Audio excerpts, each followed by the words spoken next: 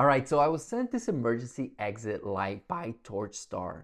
Now all of the contents are inside of the exit sign itself, including the plate holder that holds the exit sign on the wall.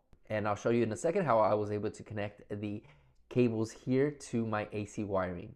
Now the install process was a breeze. All I had to do was push this tab out and then insert the wires into that slot. You have your bracket, you have your screws, and that side panel as well for the wall.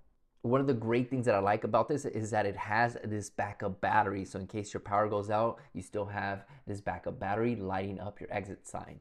Now, I'm no electrician, but it was pretty easy to install this UL listed exit sign. All I had to do was connect my hot, my neutral, and then my ground wires with the included screw-on caps here.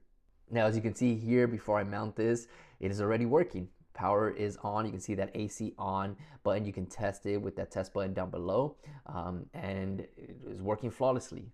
What I like about it is that it does have these directional punch out clips here, so that you can show whether or not you want to display which direction, left or right, the exit is pointing towards.